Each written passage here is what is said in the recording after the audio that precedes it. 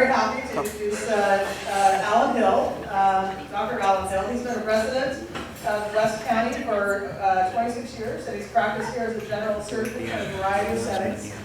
I don't know what that means, but who knows. He lives with his wife and 2 daughters and a few animals and a couple of small tractors. He has had an office in Sebastopol for 15 years and probably knows some Rotarians more intimately than they would like to admit, professionally speaking, of course. So please help me welcome Dr. Alan Hill.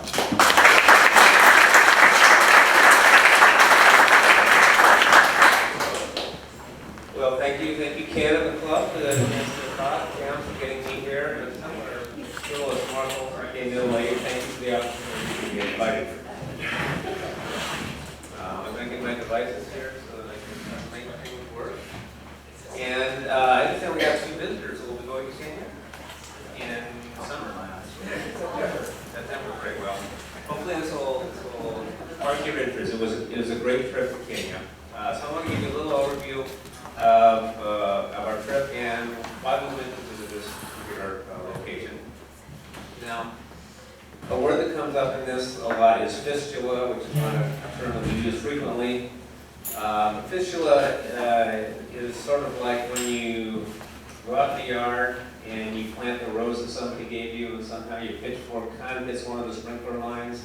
Then later you turn on the sprinkler and there's stuff coming from the line where you wanted it up to the ground where you don't want it. That's a fistula.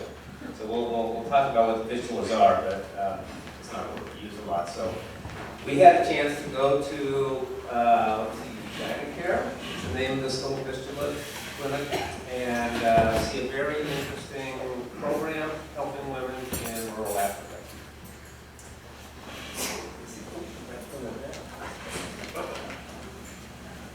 All right.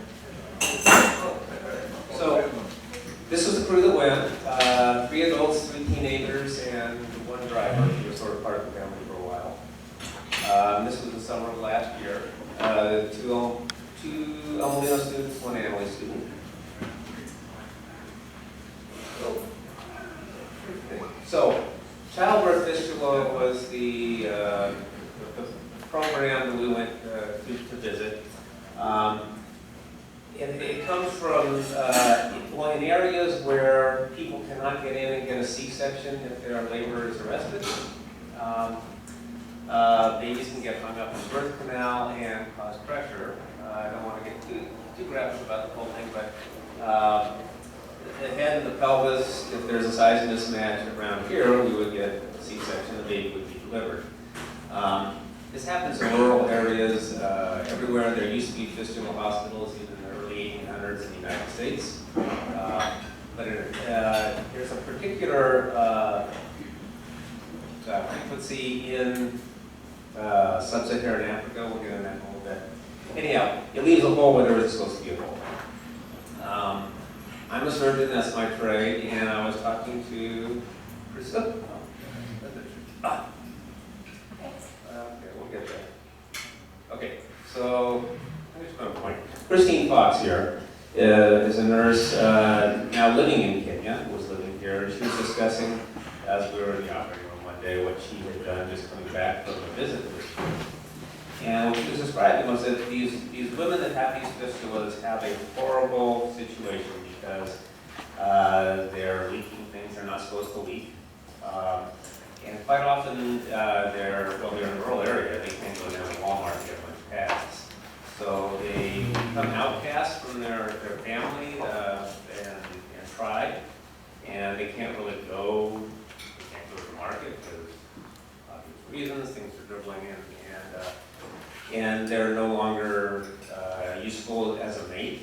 And your measure as a woman in Kenya, unfortunately, right now is that if you can produce children, you have value. And usually the baby is lost. So there are surgeries that can correct this problem, and that's what got me interested, because I'm a surgeon, I like what I do. The right surgery for the right situation is a wonderful thing, and here was a surgery that could take these women and put them back to a place where they can have a life, and instead of being, outcast, life. So that part got my attention. And we also wanted to, see Africa. It's a beautiful place, and there are places where fistulas happen otherwise in other parts of the country or other parts of the world, but there's a particular preponderance in Kenya. So the scope of the problem is kind of small, so better, yeah, you guys can read better than I can show it to you. But there are a lot of fistulas happening out in rural Kenya. Kenya as a country has some urban centers and a lot of very spread out places. And if you think we have bad roads around here, try and drive through Kenya. Because it could take hours to get, 100 miles, and it doesn't rain, and that sort of thing. So probably 3,000 women a year in Kenya will get a fistula. There are 5 centers that are routinely doing fistula repair work, and they have one surgeon there, and they just can't keep up as far as the number of fistulas happening. So it's an ongoing problem. The reason so many happen here is because nutrition is fairly good in Kenya. There's a fair amount of rainfall most of the country. In rural Kenya, the women start working, or girls start working at a young age. So you'll see them carrying their siblings, carrying water, whatever. So they don't, even though they eat well, they don't get very big. They're relatively small compared to people around here. Because nutrition is good, when they have babies, their babies are well nourished, so they have big baby, small mom. And often, marriages are arranged for very young ages.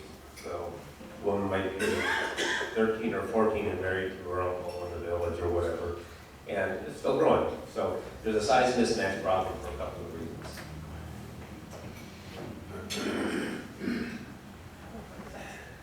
So getting there, I hate to tell you this, guys, but it's a long trip to get to Kenya. And I know lots of you guys have traveled, but it was about 34 hours from door to wherever we ended up, by bus, by plane, that sort of thing. So traveling is long, but worth it. And Kenya, let's see, I can point for this. So flew into Nairobi, we got in a van, went to Nairobi, and ended up in Eldoret. Eldoret is where the fistula center is, and it's some travels into the outer regions around it. But you can see from the green, it is kind of the mountainous area of Kenya. So we were lucky to be able to take some things with us. The international currency is soccer balls. So they love soccer games. Actually, we were traveling right as the World Cup was happening. It was really interesting as an international event to see, you go to an airport and people are just glued to these, the TV showing the soccer thing, and people are talking that wouldn't be talking otherwise. It was very interesting. So soccer balls were the international currency. My friend got us a bunch to send them along. Sutter Hospital donated trays of instruments they were using. El Molino donated leftover T-shirts. Human Race donated leftover T-shirts.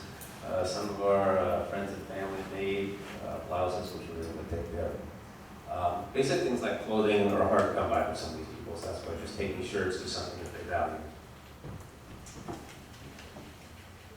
So, what is Kenya like? I had very little idea before going there. And it ranges, much of it, if anyone's had surgery by me and sees me doing this, this is probably embarrassing. Kind of scary. So lots of Kenya is rural. This is a scene from Eldoret downtown. It's the second largest city. Nairobi is the largest.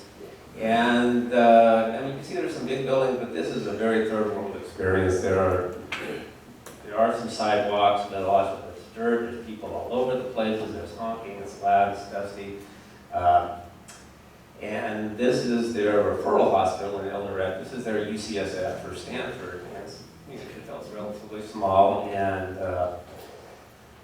they do a good job, but they have a lot less resources than we do even in what they would consider cities. So much of the area is very rural. Yes, they do still carry things on their heads, and a lot of people live on subsistence farming. This is a very common scene for a market. So the shoe store is a tarp and a bunch of shoes out, a plastic chair next to it. And this is where a lot of the commerce in rural Kenya is transacted. And there's a lot of animals. And there's, mainly goats. They have just wandered all over the place. So it was a diverse place, beautiful place. We'll go over to visit. So finally getting to the official clinic. So this is Drs. Mabea, Hillary, and Carolyn. Hillary is an OBGYN that works at the referral hospital, and this fistula thing is something he does in his spare time. His wife is a psychologist, she teaches, and this is also something she does in her spare time. So they found, sorry guys. There. So they found a house, rented it, made this fistula center, because they were doing their work in the referral hospital, but it was just too hard to get people in and out, and so they found a place and made it their clinic. Brief overview of the sort of the process of getting through. What happens is out in the field, these women.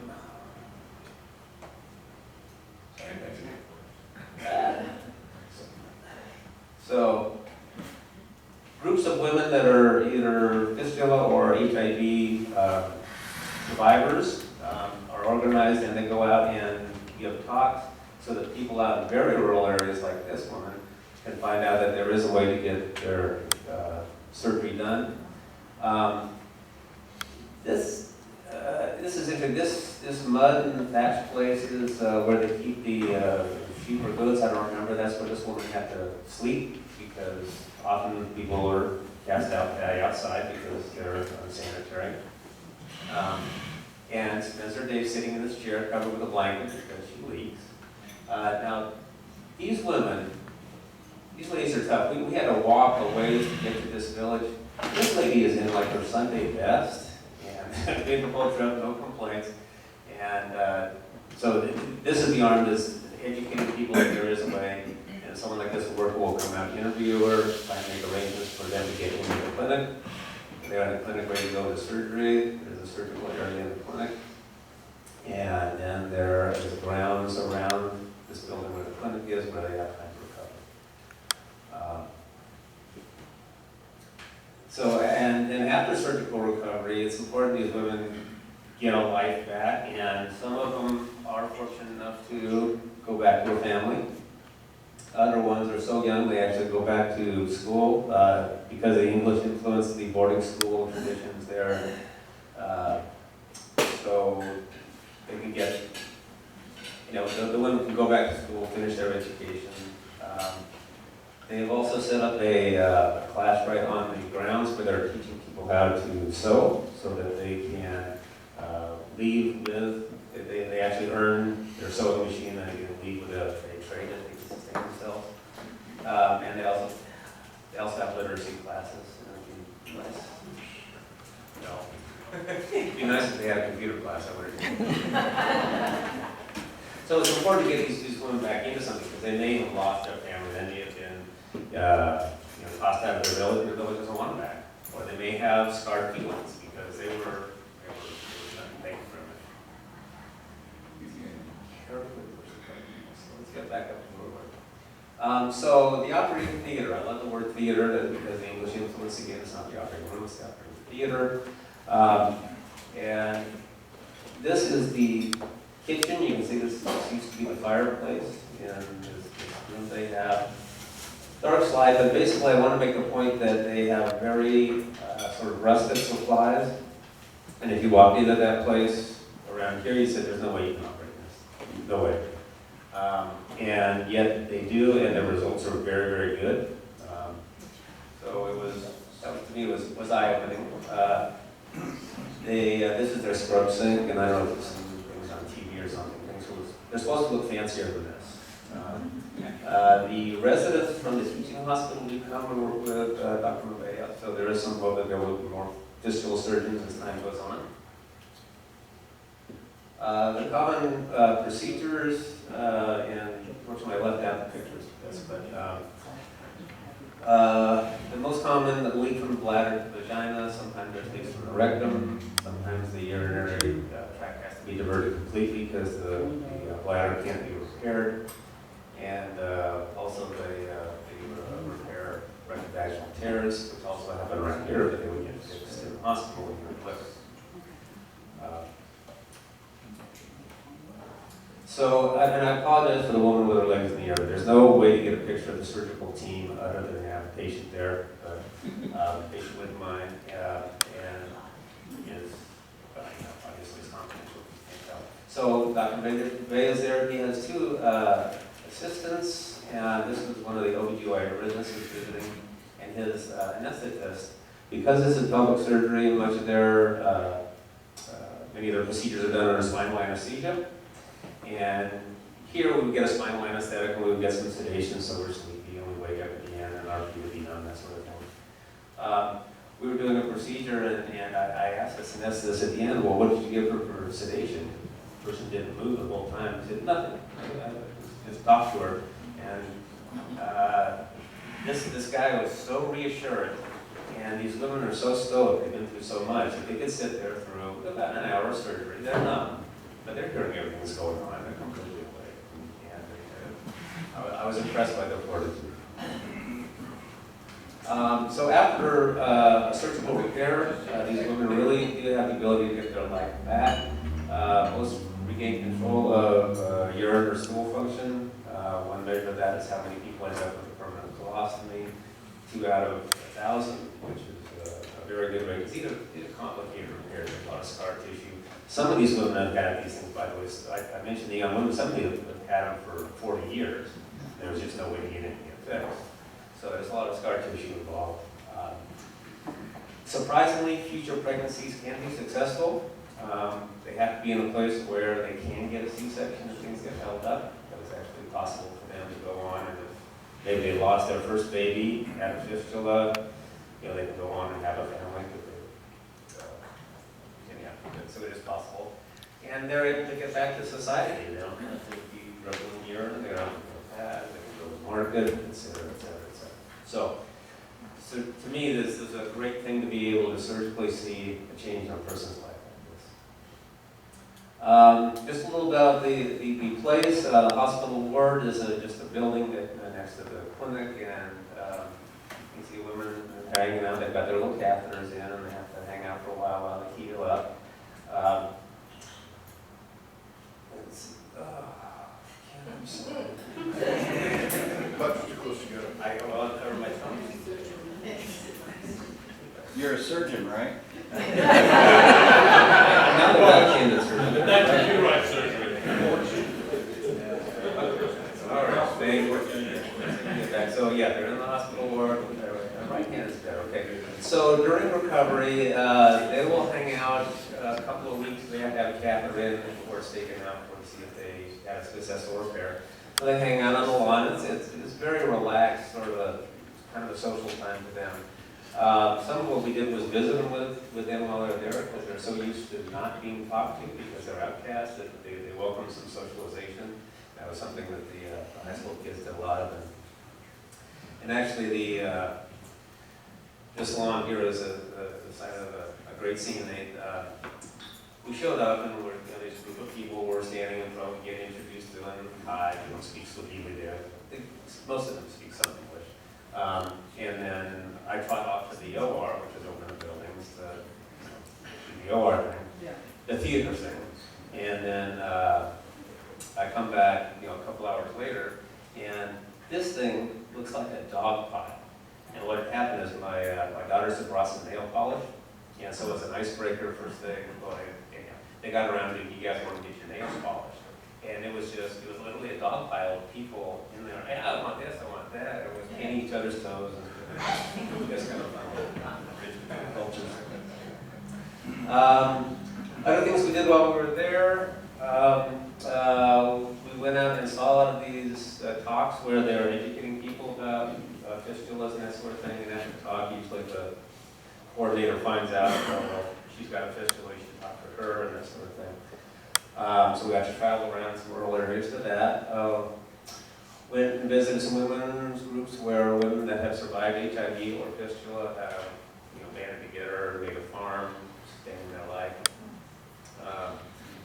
And that's another interesting thing. When you go to visit these places, they call ahead. Now, they have cell phones, and I tell you, all over Kenya, you can get cell phone coverage. All over. So I think they called ahead, but not so Kenya. Yeah. But they called ahead, and so this women's group comes out to greet you.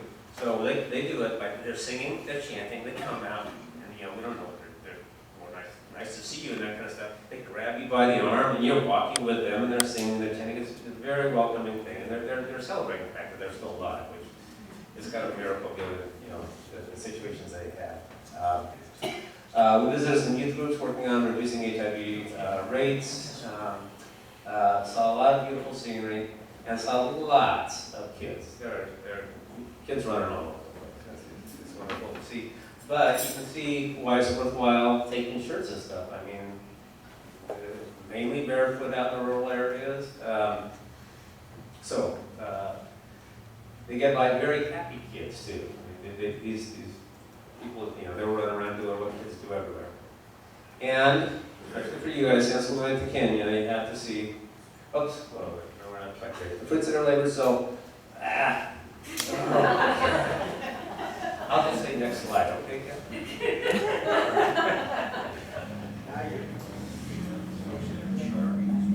Let's go back about 4 slides.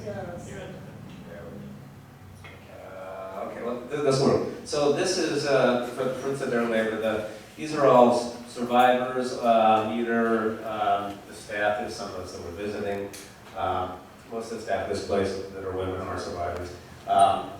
All our field patients, they're standing there with Dr. Mavea. It's encouraging to see these people that are going to be leaving with new skill and certainly a new biological ability to get by in the world. Can we go to the next slide? Oh, there we go. And of course, we saw animals. So if you're going to go to Africa, it's definitely we're seeing animals. So we did take a little time to do a safari. And the wildlife, of course, is very impressive, stunning. The elephants get very close to your van or your whatever you're in. It's just cool to see them lumbering by. The giraffes, actually, we saw outside the parks, and it really was kind of odd because here we expect to see animals in the parks. So we go around, you see the animals in the parks, we're leaving the park, right, we're going back to the airport. We're driving through this rural area, well, there's giraffes and stuff all over the rural area. So it was kind of weird, just, why are you guys outside the park? They live there. And then, yeah, for the last slides. And it's always nice to come home. This is a great place to be also. It's a good long trip. If you want to find anything more about this, these 2 websites, A Little for a Lot is a fundraising organization. Guided Care is actually the site for that clinic. Right now they are actually trying to build a new clinic building that has 2 ORs, and we've been able to snag some supplies from places and send them along, and I actually just got a text this morning that our 3 boxes ended up in Nairobi, and hopefully we'll make it over to Eldoret. So that was our trip there. It was very worthwhile to see the change that can happen in people's lives by appropriate surgery, and if there are any questions, I'm happy to go over. What are the challenges in getting a facility set up for the cesarean section? The main challenge is actually getting people to a city that has a hospital, just because there are so many rural areas. So the most important thing, well, actually, would be to educate. These groups to go out and educate. If you're stuck in labor, call somebody, and then to get enough, basically ambulances or ground transport to throw this person in again to send it. Yeah? What's the situation with AIDS there now? Have they turned the corner and they're getting drugs and things? Yes. Most of what's happening, certainly drugs are helping people survive, like the women that are survivors. There is still a high rate of HIV out in rural areas. It was somewhere around 20 or 20%. One of the encouraging things that one of the groups that we visited that was working largely with youth and with sex workers in these places along the highway where truckers didn't stop, is they actually managed to reduce the HIV rate from somewhere in the 20s down to about 8%. So we're making some progress, largely with education. I don't know who's next. What got you involved in this personally? Just hearing from Christine, the nurse, that she had been there and she was all excited about it. And, you know, I was at a point in my career where I was thinking, you know, I'd like to get some different perspective on surgery. I like it. Western medicine, as you know, has its challenges right now. I wanted to see something different. And it was a chance to see something different where the surgery was making a big difference. Mark? Dr. Hill, thank you very much for the work that you're doing. I can see from the numbers that there's no way that the available surgeries matches the number of people who are going to receive them. You can cure the fistula or make things better, but undoing the psychological and social damage looks like that might be more challenging. Is there a priority for people who have just had the problem so that you can intervene and make that situation better? Well, I think they're trying. I think that, you know, they accept fistula people of all stages, whether it's been for 40 years or whether it's fresh. And that's why the two of them working together to make both a program where they get fixed and where they get integrated back into a functional part of society that works for them is important. There's so many people, I don't think they have priorities other than let's get anybody in that we can. Are women actually accepted back into their families and their tribes? Sometimes they are, and sometimes there's still a husband that hangs out, but that's the exception rather than the rule. What happens to the men who realize they're in their own families or tribes? Where do they go? The men of the women that have other women, well, they'll either, well, that's why they need to be reintegrated, otherwise they'll go back and they'll end up doing, you know, who knows what they'll do, but they have to find a new village or they'll stay in the city, and that's why they need to trade. So they often do stay in the cities? then? Yeah, that's good. How, I assume the surgery is, you know, charged for these women. How is Dr. maybe, Yeah, it's interesting, they have national health insurance, it's like $2 a month, but most of these rural people don't access it because they may not have cash, they may be just living off the land, and they may not get in to get signed up. This all runs off donations, that's why that donation organization is dedicated to that. And it's a frustrating thing because I wanted to be able to go and, like I say, maybe I can help them catch up on the backlog or something like that. But unless you speak Swahili and can be there for a long time, it's really not the person power, it's the money to get these people in and the money for them to build a clinic. Maybe one more question, Ted. So when are you going to learn Swahili? I have the CDs in my car. I haven't gotten very far yet. Well, thank you very much. And if you guys have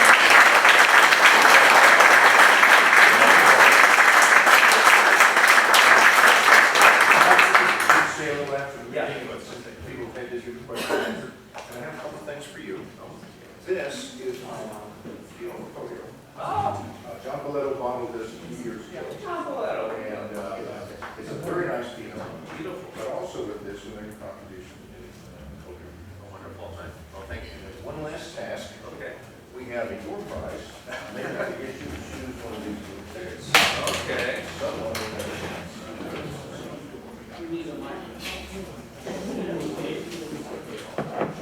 Oh, for, just like the last four of these. All right, the last 4 digits. 2, 1, 5, 1. Okay.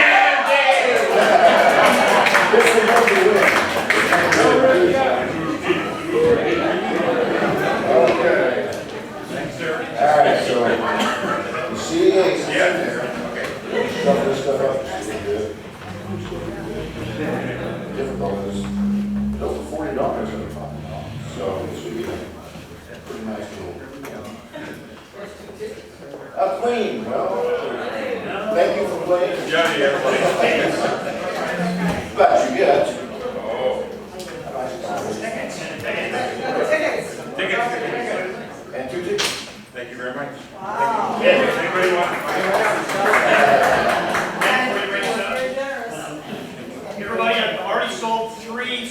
more. We need 2 or 3 more. So if anybody saw something on the list before you leave, I'll be right over here. Well, thank you, Barbara Barney, for your joke.